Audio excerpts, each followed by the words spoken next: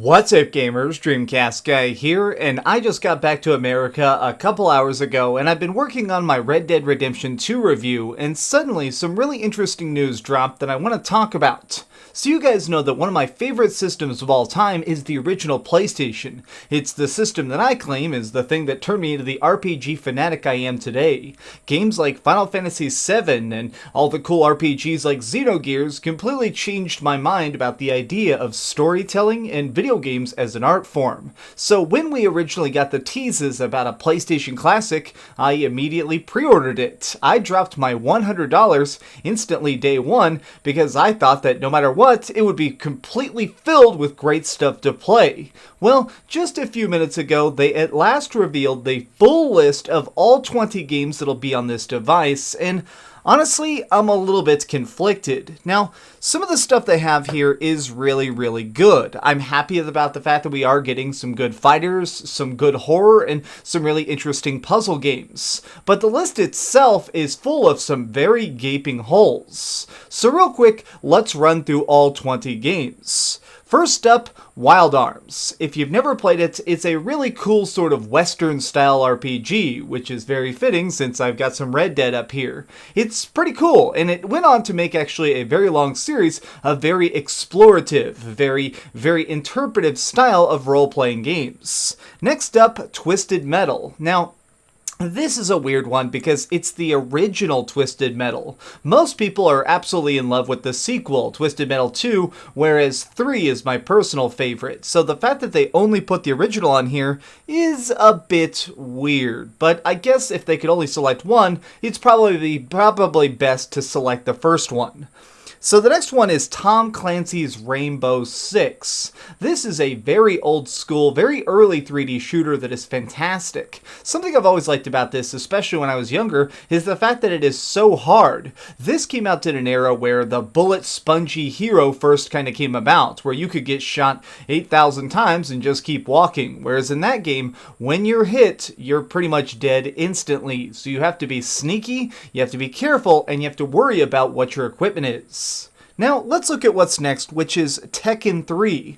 Now, of course they had to put this one on there. Tekken 3 is a freaking brawling masterpiece. Seriously, I've put about 500 hours into that game, because not only can I beat up my friends, it has stuff like the arcade mode, where you can actually go along and play it like a beat-em-up. I think it was a really good choice, and if you could only really choose a couple fighting games, that's a very strong one to go with. So next up we have Syphon Filter, and again it's the first one instead of the second.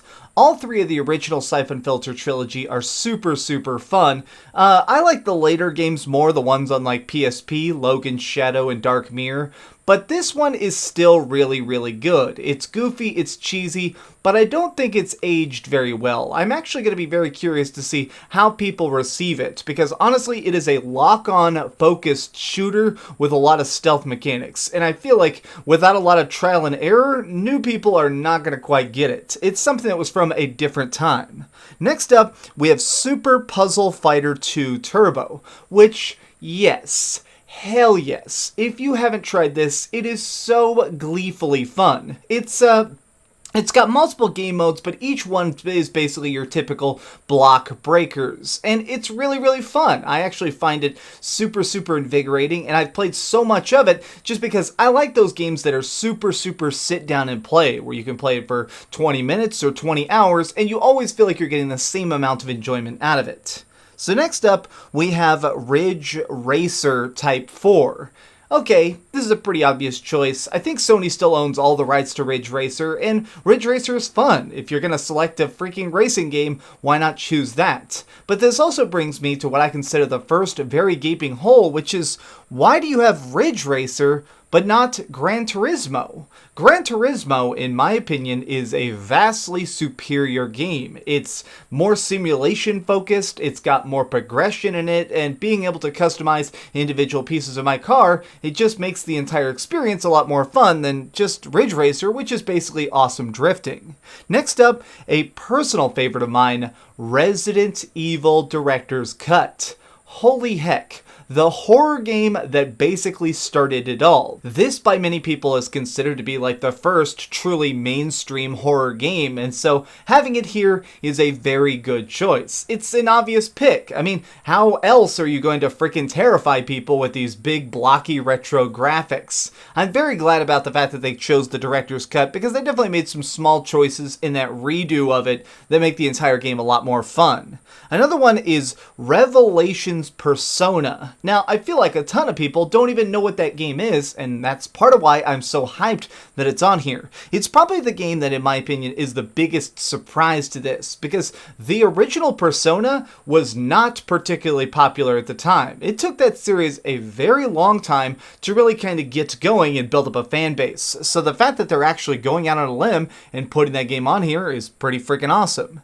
Next up is Rayman and Oddworld Abe's Oddysee. Now, both these I consider very, very similar, since they're sort of 3D puzzle platformers, and both of them are very, very cutesy. They have their own cool aesthetic. One's more on the side of like bright and colorful, and the other one's a little bit more like dark and surreal. But I think both of them are extremely good games. Like, seriously, holy heck, tip of the hat to PlayStation for getting both those. Now, this one, Mr. Driller, I feel like that one's going to be a little bit more on the fence. So here's three in a row that I think are all three going to be probably the ones that are the most controversial, which is Mr. Driller, Jumping Flash, and Intelligent Qube.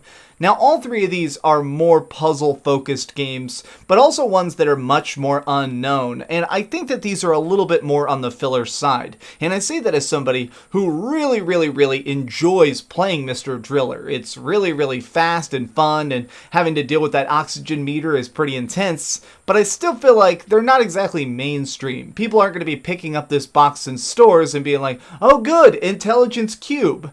It seems like this is something that could have been better with a more typical Tetris or something.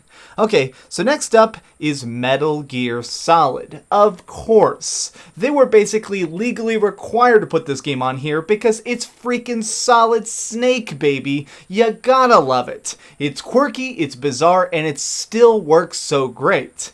I'm wondering if the back of the box is actually going to have the code you need for the puzzle, because remember at one point they actually ask you to pick up the game case in Metal Gear Solid to look up somebody's ID number. So I bet they'll probably put that on the back of the PlayStation Classic just as a nice homage to that classic problem. So next up is my very favorite too, which is Grand Theft Auto, the original top-down game that everybody seems to forget about, but I am ecstatic about, and Final Fantasy VII, my favorite game of all time. Now, both these games were so revolutionary and groundbreaking for the time period. I mean, they really managed to just basically shove all of gaming forward by a big amount. Even if you don't particularly love the idea of the top-down graphical style of the original Grand Theft Auto, it's hard to ignore the fact that this is freaking one of the first open world games ever. And that's so freaking cool to see nowadays. Alright, so the last three is Destruction Derby, which obviously is just a big cool Destruction Derby game with some cool smashing effects. Cool Borders 2, which is a snowboarding game that's actually very fun. It's very fluid, and it's easy to get addicted to it simply because the mechanics work very nicely. It's one of those games that doesn't even have a tutorial because they've designed it so tightly that they realize they could just drop you into a half pipe and you're going to figure it out. And the very last game is Battle Arena Toshinden, which is a very good fighting game that's also very overlooked. They actually, back in the day, were trying to make this super popular, so they ported it all over the place. I actually played all the Battle Arena Toshinden games on PlayStation and Game Boy. Yes, they made some very primitive Game Boy ports that still worked pretty well. I guess this entire list is okay. I mean, it's not great, and honestly, I think it's kind of bad, because it sort of leaves this big gap of all the stuff that should have been here. Where's Chrono Cross? Where's Xenogears? Where's something more experimental like Suikoden? Where's, I don't know, so much.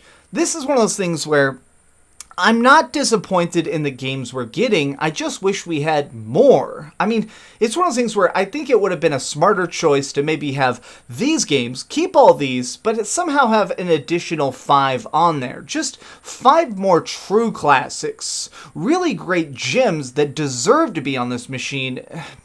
Man, I'm disappointed. But it's good for what it is. For a $100 price tag, though, it still leaves a lot to be desired. But what do you think about this? This entire list is, it's weird. But let me know your thoughts in the comments down below. If you enjoyed this video, please give it a like, share with your friends, and subscribe if you haven't already. But do me the biggest favor of all and keep dreaming. Oh, hey, I was just playing a little bit of Grand Theft Auto on my Darth Vader PSP. Are you curious what I'm going to come out with next? Well, if you click this button, you'll be subscribed to be the first to know. Also, if you click over here and here, you can see my latest review and my latest top 10. I promise, it was super good. Or it was really bad and I'm sure you can just make fun of me in the comments. Either way, it'll be a lot of fun. Thanks so much for watching.